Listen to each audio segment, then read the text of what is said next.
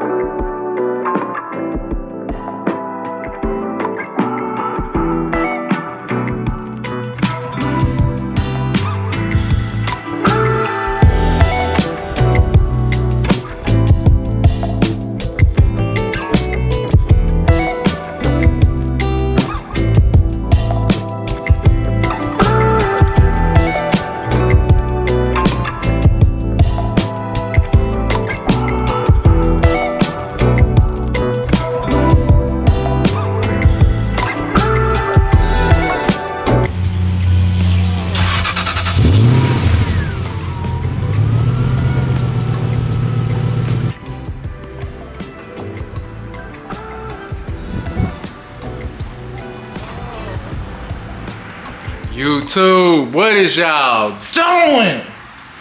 Now I know I haven't uploaded a video in a smooth minute. That's gonna change in today's video. I don't think I got a video out at all in February. I'ma say it's because it's Black History Month, but that's really not. Your boy was sick for a minute. Now my daughter, she got a little cold or something going on. It's just been that time of year. But today, we getting into, I wanna say, a new series. I'm gonna be addressing some issues and concerns. Now, I haven't had this car on the channel in a minute. I know a lot of y'all been wondering, where has my GS400 been? And judging by the title, y'all already know what we getting into today. We're gonna be talking about why I haven't been driving that thing and what I plan to do to fix it and what's going on with it. All right, so a little bit of housekeeping. First off, shout out to all the new subscribers, supporters, commenters, whatever you are. As long as you're watching this video, shout out to you. Shout out to the day one. Shout out to everybody. So, for those of you who are new to this channel, again, this is my 2000 Lexus GS400. Had this thing for about 2 years now. I drove all the way out to Ohio, bought this thing because it was super clean and I wanted it. Since then, I wrapped it, lowered it, put some different rims on it. And this is supposed to be my daily. It's a great car. It does have the 1,000,000-mile motor in it, the 1UZ. And I can show y'all that right now. It's probably a little bit dirty. But yeah, that's the legendary 1UZ. And I have not been driving this car lately. I did put a new timing belt on it, water pump, radiator, all that stuff. It's been going good. But I haven't been driving this car for the dumbest reason. Okay, so the reason I have not been driving my GS400 is because of this reason. If I close the hood, and I try and close the hood, and I try and close the hood, it is not closing. That is because my hood latch has officially broken. So if I come to the inside of the car, you can see I've already started messing with this guy. It's broken. If I pull the thing, I don't know if this is a common issue with these cars or not. I saw where a couple guys had to replace theirs. I don't think this car has ever been in any accidents. I've not seen any evidence of that, but I'm like the third or fourth owner of this vehicle. So it's possible. I mean, it's a 24-year-old car now, so it's possible. I doubt it. I'm not really seeing any evidence of this car ever being in a front-end accident. So I don't know, maybe the hood latch has just decided to malfunction. So what I've done is I've went out and I purchased a new hood latch, which is supposed to be arriving today, and a hood latch cable, because I just figured let's just replace it all. And I'm gonna walk out through the steps on how I plan on addressing this issue. Then I got some other news about some other changes that is coming to this car. I'm really trying to get it back on the road and start driving it as my daily again, because I miss it and I want to drive my car.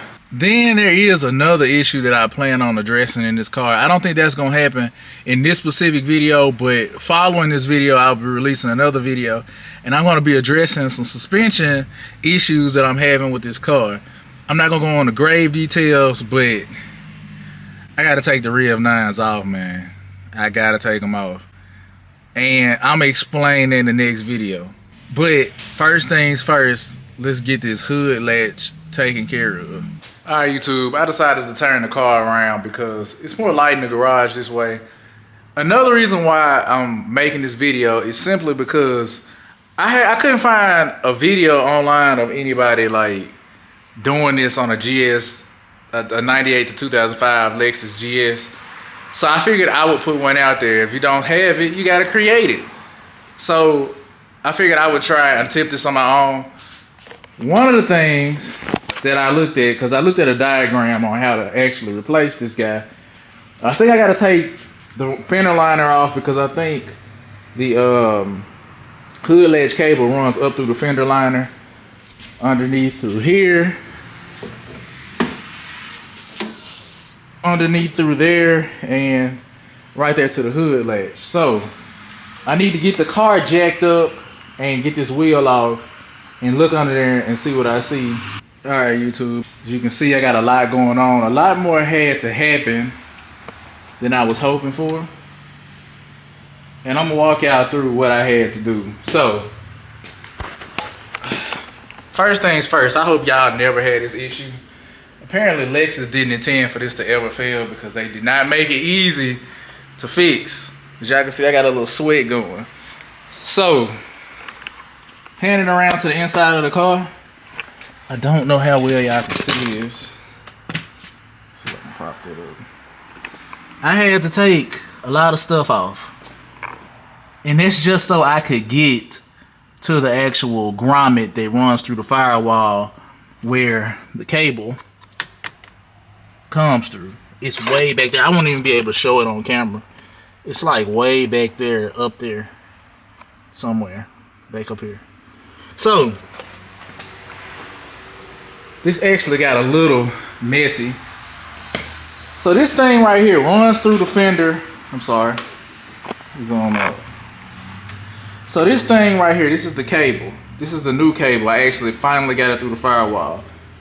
Comes up through the fender. There's a little hole in the fender that it passes through. And there's a grommet right there. Let me see if I can get y'all some light.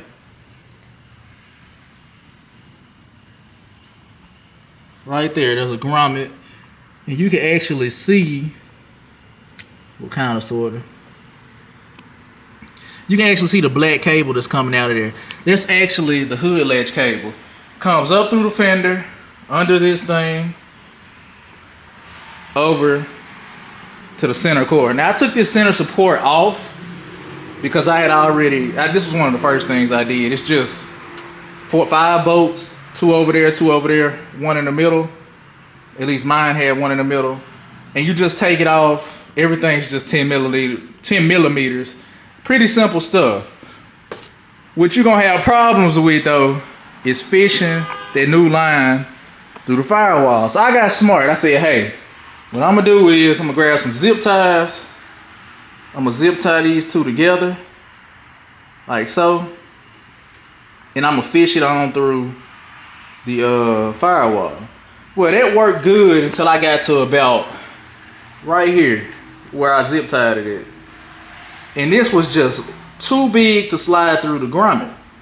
So what did I have to do? I actually had to go underneath there and cut some of the grommet. Not a lot, just kind of make the little hole bigger. So I got like a little blade. You can't actually see what you're doing. You got to be really careful if you take that approach, because there's sensitive wiring under there and you don't want to cut into your wiring harness. So I was really careful. I made that cut a little bit bigger with my blade, and I was able to slide it through. I didn't make it big enough to like really damage the grommet or let water in. Just a small cut where I could slide that guy on through. And it worked for me. Now, you will have to lay on your back underneath the dashboard in order to see it. It's like everything is in the way. You got your parking brake in the way. All of this stuff is just in the way. So, not the parking brake, the emergency brake. All of that stuff is in the way. You gotta have some tiny hands, but you really need God. You need the will of God to get that done. So now that I've got this guy kind of fished through, I can start pulling it. As you can see, it's coming through. It's coming through on the inside. So then once I get him all the way through where he needs to be, I'm gonna have to then route him back up under here over to the hood latch. I feel like we on a home stretch now. This has been terrible. A terrible, terrible, unexciting thing to do. I'm either gonna finish this tonight or tomorrow. It depends. It's getting kind of late and I haven't eaten. So I might finish fishing this through. I might wait till tomorrow or later and come back out here after I'm done eating. We'll see. But this is a grueling process. I hope that y'all never have to go through this. This was terrible. This is pretty terrible. We're getting this issue fixed, hoping that it never ever happens again. So let's just try and get this knocked out. All right, YouTube. Here's my new hood latch and my old hood latch. I don't know why this actually fails or if it just gets stuck.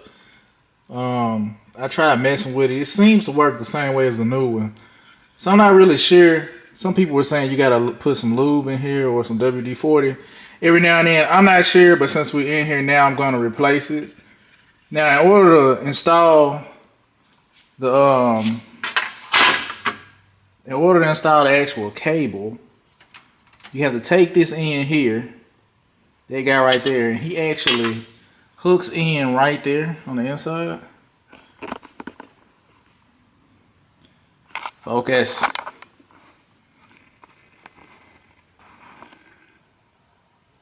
He actually hooks in right there on the inside on that little loop. I'll show y'all that once I get it together. And pretty much this guy just screws into here, facing that way. He lines up. So you can go ahead and bolt him in and then put the hood latch cable on here. I'm probably gonna install the hood latch cable first just so I can show y'all what it looks like. All right, so once that guy's installed, it's gonna look like that. So I'm gonna get this bolted up, get everything put back together up here. Then I'm probably gonna time lapse myself putting the interior back together as soon as I confirm this works. Also, when you're doing this, please don't forget to connect that cable back. And I disconnected this module right here, so disconnect that guy too. I think those are the only two things you need to remove. You might have to pull some of these things out just by pressing on them. But that's pretty much it. You put everything back like you took it apart.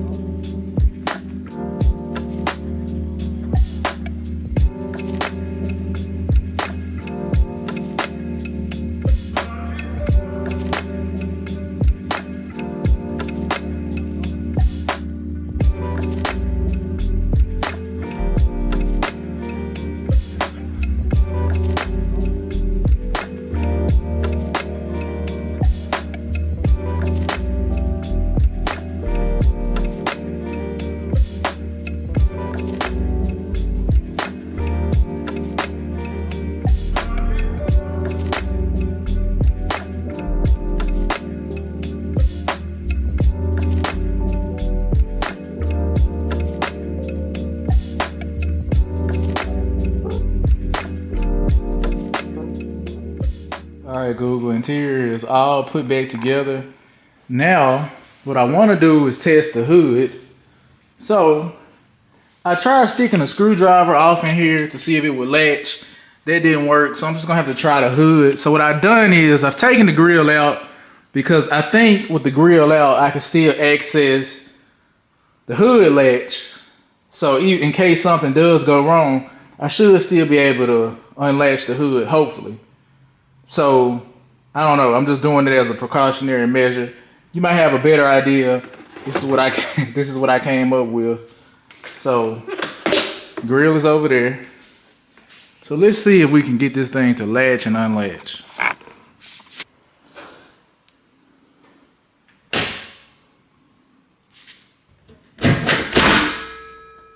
All right, it's latched. It is latched. Okay, so let's see if I pull the popper, does it pop? So here, latch. Oh, it unlatched. Look at that. That has not worked properly since I got this car. I know it's to y'all is minor, but it feels so good to have a hood that opens and closes. So now I can put my grill back on here, put my stuff back together over there. I don't know that there's any more for you guys to see. So I'm gonna just try and wrap this up and put the car back on the ground. And I guess I'll show y'all the car when I'm done if that adds anything to this video. All right, YouTube, it's actually a new day. Got the car back on the ground. So yeah, that's how you do that job. And the hood does latch and latch properly. Now, just to prove my point. So you can grab it here. Goes back into its spot.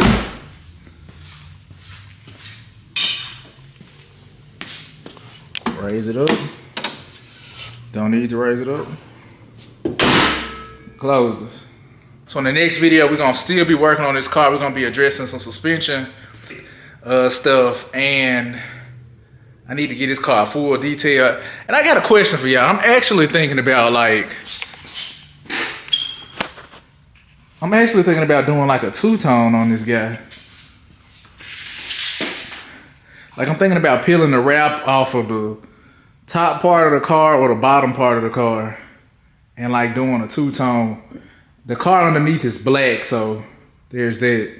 But I don't know, y'all think it's a good idea? Y'all think this car look good two-tone? I'm thinking about trying it because ultimately, I gotta keep it a buck with y'all again. I'm probably gonna be wrapping this car a different color soon.